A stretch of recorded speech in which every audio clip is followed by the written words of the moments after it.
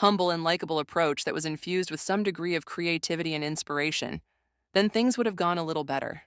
Because because everything just looks like it's been blasted in beige.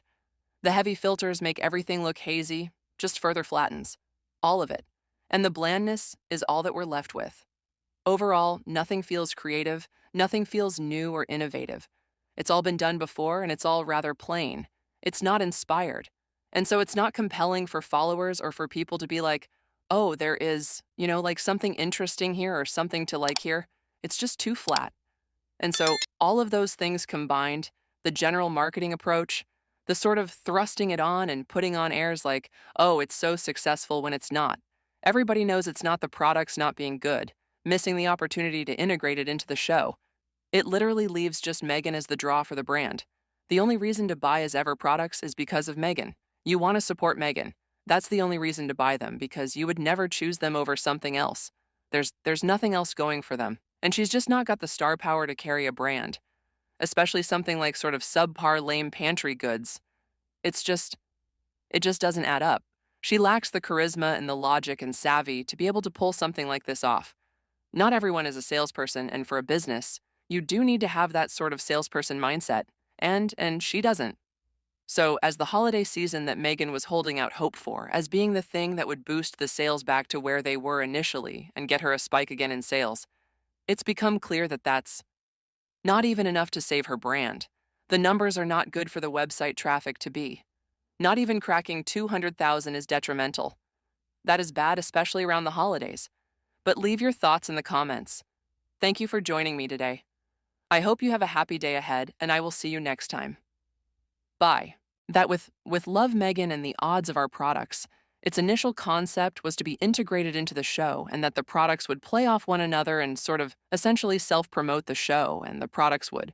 But Meghan dropped the ball on that with a disorganized launch, complicated by the branding and subsequent rebranding of To as eVER.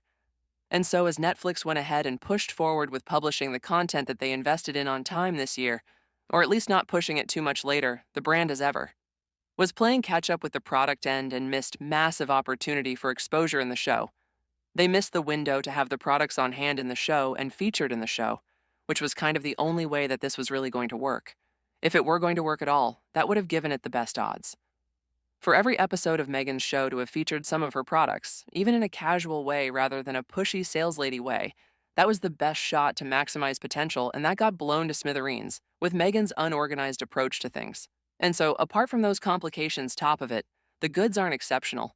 They're not reviewed very well, and therefore the brand pretty much only has Meg's celebrity going for it. It kind of all rides on Meg, her visibility and brands like this require. Interest in the celebrity and their lifestyle and their storytelling and whatnot through social media and things like that to really push the products and the brand. And without that piece, it just doesn't work because there's not enough traction or interest or reason for anybody to pay attention or for it to fall anybody's radar. The celebrity and the brand and the products need to speak to the audience and actually connect. And that's exactly where Meghan has a hard time. That's never been her strong suit. Unfortunately, she's just not very creative, and her pretentious stuffy unlikability really hinders all of it. Furthermore, her approach of publicizing her business as some huge success before it actually achieved any degree of success or established itself at all only made things worse because it just revealed more reasons to dislike Meghan and her brand. Had she taken a more genuine, and this comes as Meghan was hit with more bad news that Netflix is not going to carry her products in their brick-and-mortar stores, which wasn't a huge surprise. Anybody. But it's still not great. She was kind of seeming like she was relying on Netflix to do a lot of the heavy lifting, even if the show didn't continue. And it looks like they're kind of like, no thanks. So she has tried to pivot to pop-ups recently, which isn't really a sustainable way to carry a business like hers. But it can be helpful at times. I think in the particular areas that she's put them, she might have better odds than just general public. But typically pop-ups work best for something that has huge name value, that has a big cult following, and also big pop culture relevancy, things that have really big, strong social media campaigns. And Meg has none of those things going for her. But she set up a pop-up at Godmother's and at Soho House to sort of desperately try to keep some inventory moving. And thus far, it still doesn't seem to be gaining any sort of significant reaction, and there was even a controversy at one of the pop-ups at the bookstore There was wine on display on this for sale table, amongst other goods that were for sale, and an investigation revealed that Godmothers had applied for an alcohol license in June 2024. But it had not been approved at the time of the November 2025 pop-up store sales event, and under California law, business must have a license from the Department of Alcoholic Beverage Control to legally sell alcohol, including bottled wine.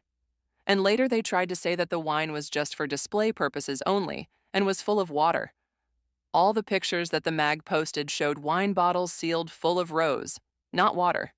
So you know she lied again.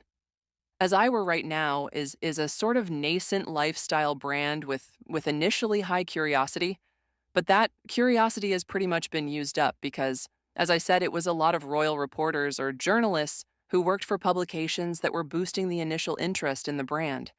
But overall, brands like this ride on celebrity visibility and storytelling, as well as lifestyle positioning. It needs enough to generate hype and attention that lasts. Meghan has clearly struggled to convert that initial curiosity and hype into a stable growth trajectory for her business. And this harkens back to a key flaw in Meghan's business model, if you could call it. So, how are things going for the Meg and her brand and her terrible finale of With Love, Meghan? Not well. Not well at all. This last week it was revealed that the men's website traffic for eVER has dwindled. She's not even managing to get 200,000 web page views per month, and that includes repeat visits. I know when I'm going to buy something, I usually go by the website probably an average of 2 to 3 times before completing my purchase. With the exception of like groceries because I get interrupted or I run out of time or like I need to go look for something first, whatever. So this means that the actual number of authentic or new web page visits is much lower than 200,000, and then the actual number of sales would be a small fraction of that, because more people are going to look at your website than are going to actually place an order. So that's actually a really, really low number, especially in comparison to Goop, for example, which gets well over 800,000 views per month to their webpage. This is not a good data point for Meghan, and it's down from previous months earlier this year. As we have so many times, you want to see growth with businesses and the Megs. Initial launches, those that had quick sellout, were micro drops, meaning they were such small numbers available and the sales data was skewed because so many reviewers bought them to make their content or articles that the sales numbers initially were not representative of sustainable sales performance over time.